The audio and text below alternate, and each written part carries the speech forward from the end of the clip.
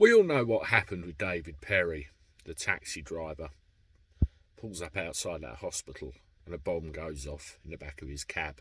And he's damn lucky to be alive. I read today that one of the things that happened when he bailed out of the car, he was quite confused, didn't know what the hell, someone just trying to blow me up. And he was asking for his wife.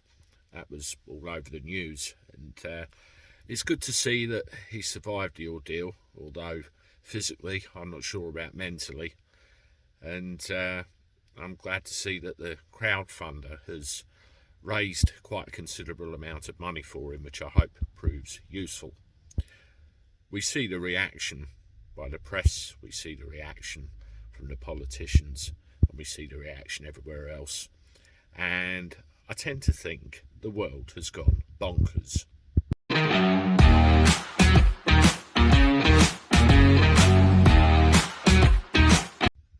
How do everyone? Welcome back to the channel for a Thursday. Hope you're doing all right. I certainly am. Let me know what you've been up to in the comments below.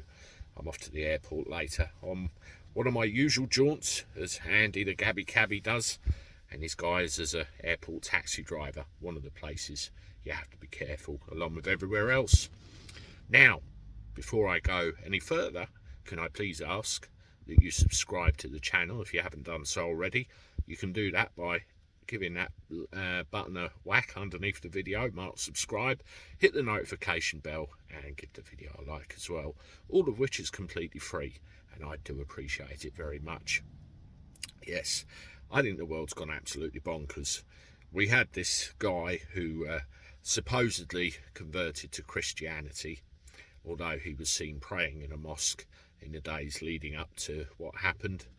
Gets in David Perry's car, drives to the hospital, boom, and tried to blow himself, David Perry, and as many people up as possible.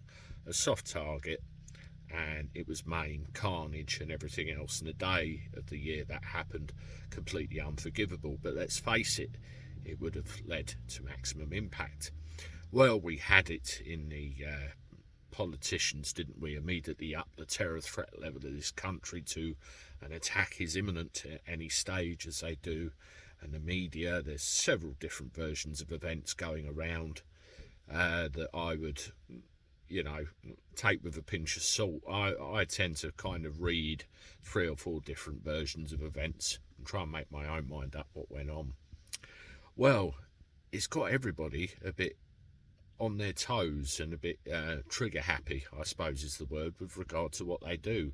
And the Metropolitan Police are pretty much in with that kind of line of thinking. Have a look at this.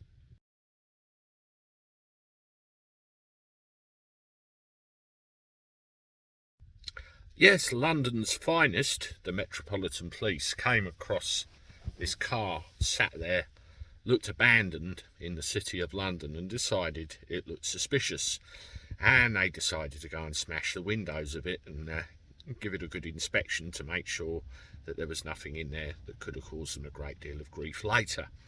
Well, it turns out that that car actually belonged to another police force, Bedfordshire Constabulary.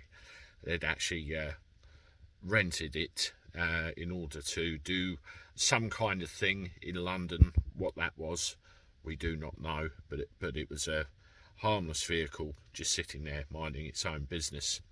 We see in another part of the country where something similar happened as well, and a controlled explosion was carried out on that one as a precaution. When we have things like this in the country happen, as happened at Liverpool on that day, it makes everybody paranoid naturally. We're looking over our shoulder, we see a parked car down, oh, what's that? We see someone but maybe behaving funny, and we do get paranoid. Just take a deep breath, people. Take a step back and think, look, is it normal? Is it normal that that car should be there? It makes everybody so paranoid, and it's such a shame. And particularly with the 2 years that we've had, it just makes it, a bit more of a difficult world to live in. What I'm trying to say really is just take it easy, everyone. Relax, think about things, look at it in perspective. And believe you me, we'll get through this one way or another.